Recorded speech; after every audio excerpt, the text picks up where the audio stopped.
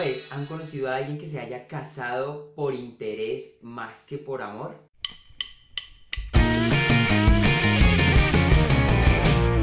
Rico lo rico y bacano lo bacano, yo soy Pipe Porras y esta es una nueva entrega.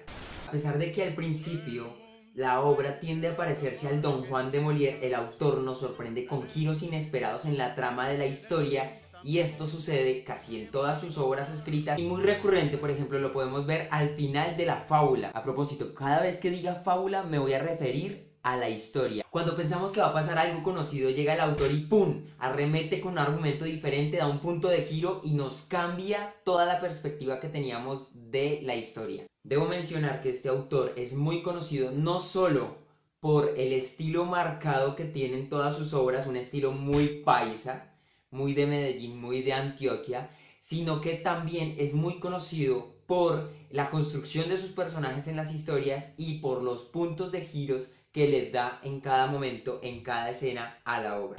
La historia comienza con una mujer llamada Emilia de alrededor de 26 años. Se menciona la edad de los personajes y eso es muy importante, en eso fue muy astuto Ciro Mendia, porque eso determina la desesperación con la que toman las decisiones a lo largo de la fábula. Así pues, Emilia arranca esta escena cerca de la ventana hablando con un hombre que nos ocuparemos más adelante porque no tiene mucha relevancia, pero tengamos en cuenta que ella arranca hablando con un hombre que se llama Arturo.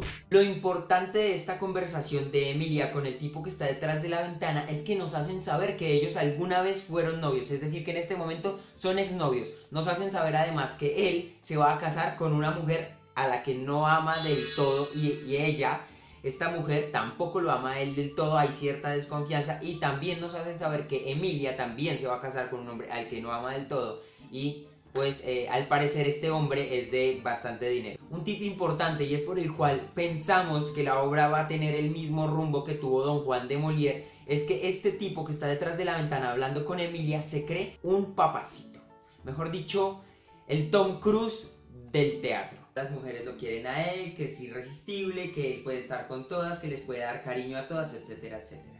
Otro aspecto muy importante es que Ciro Mendia utiliza los personajes para hacer entradas y salidas con una especie de relevo. Es meramente un aspecto técnico para no dejar la escena sola en ningún momento. Es decir, personaje 1 se encuentra en escena con personaje 2, entra personaje 3, hay una pequeña conversación, personaje 1, personaje 2 se va del escenario, queda personaje 1 y personaje 3. Cuando personaje 1 sale del escenario es porque otro personaje externo entró.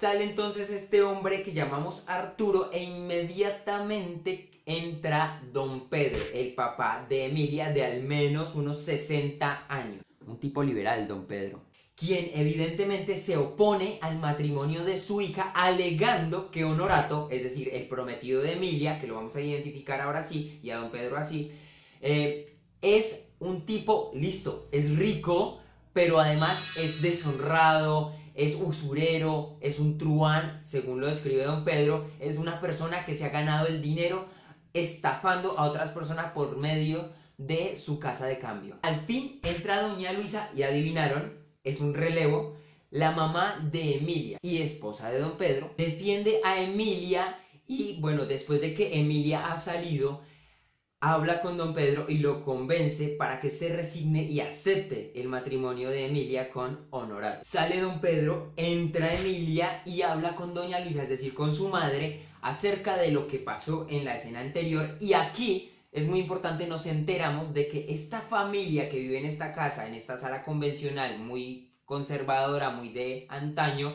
también estuvo bien posicionada económicamente, pero llegó a la quiebra por culpa de un banco que les quitó todo. Quizá sea esa la razón por la que Don Pedro no quiere que Emilia se case con Honorato. Nota al pie. Las escenas de esta comedia dramática en 2 actos están marcadas por las entradas y salidas de los personajes. Lo clásico. Entra Patricio, hermano de Emilia. Es ya casi de noche y se enteran de que están esperando a Honorato. Por supuesto, Patricio no le tiene ni 5 de cariño a Honorato. Menciono a propósito que Honorato tiene 45 años y Patricio tiene 26 años, 2 años menor que su hermana Emilia. Bien borracho, Patricio decide esperar a Honorato sentado en la sala para pelear, y mientras que espera está alegando con su mamá doña Luisa y con su hermana Emilia. Un aspecto recurrente en las obras de Ciro Mendia es que los hombres son generalmente borrachines, se la pasan embriagados, y las mujeres generalmente son unas berracas, unas echadas para adelante que están dispuestas a ponerle pecho frente a la vida. Entra don Pedro, 4 personajes en escena y tienen una conversación más que todo fingida, mentirosa, llena de subtextos, llena de carne, ocultando cosas como me gusta. ¡Subtexto! Al final salen Patricio y don Pedro, pero con la salida de don Pedro llega Honorato. Relevos. Aquí termina el primer acto de la obra, hay un cambio de día.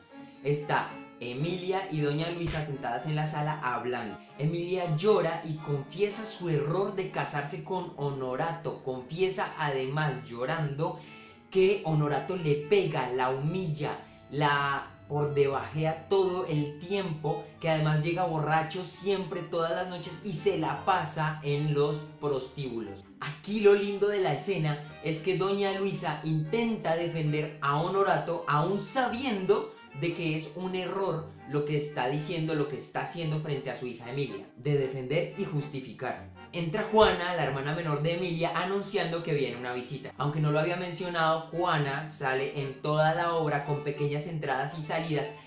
Para ser un poco más específicos, Juana sería como la sirvienta o la criada de la familia. Entran doña Lucía, Clara, Luz y Honorato. Hay una conversación entre todos con un tema típico común, como por ejemplo cómo les va, qué tal les ha ido en el matrimonio, hasta que se van las dos viejas, doña Luisa y doña Lucía. Al contrario, no es error, aunque parezca, por parte del autor introducir preguntas sencillas, porque las respuestas se vuelven complejas teniendo en cuenta que el público ya conoce la verdad y se da cuenta que el personaje está mintiendo, que está ocultando algo, y eso también es muy rico porque el actor tiene de dónde coger y de dónde interpretar. Vemos un cierto coqueteo entre Honorato y Luz, aún en presencia de Emilia.